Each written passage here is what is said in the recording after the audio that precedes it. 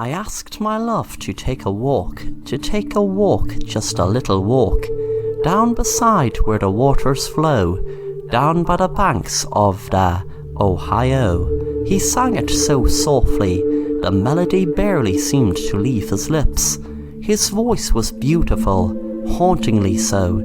He held her hand as they lay next to the stream, and he sang for her, and only say that you'll be mine, in no other's arms intertwine. So soft his voice was, almost as though he was whispering. Well, he needn't worry that anyone else would hear him sing. The song was, after all, for her, so he didn't need to belt out the tune.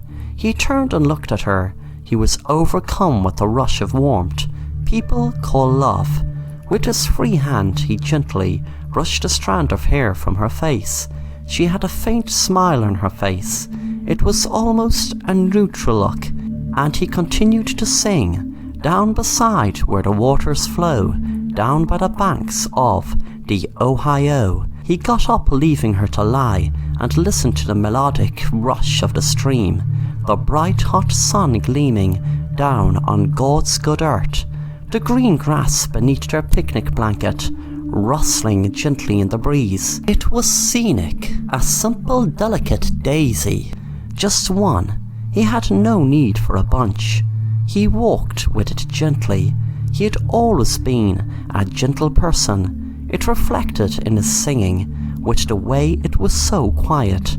If you asked anyone about him, they'd tell you he'd never hurt a fly. They say love is like a flower. You must nurture it and let it grow.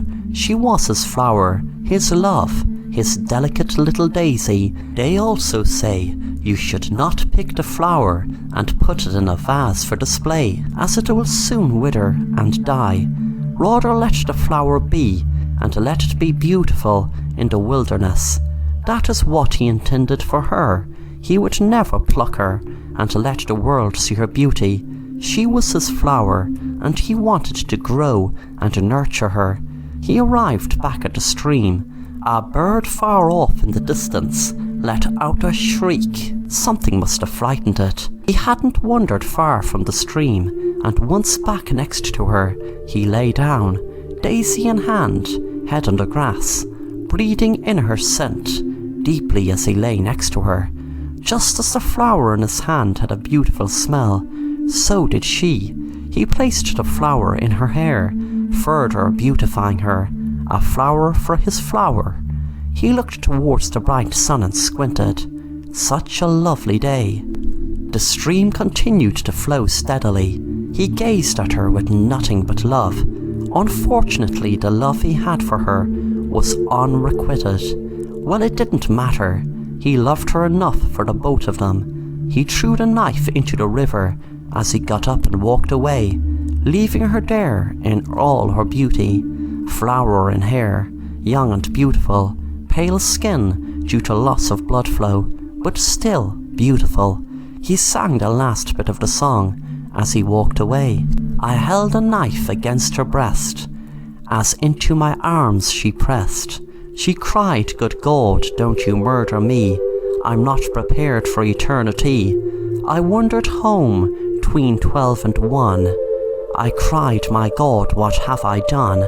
I've killed the only girl I love, for she would not want to be my bride, and only say that you'll be mine, and in no other's arms intertwine. Down beside where the waters flow, down by the banks of the Ohio.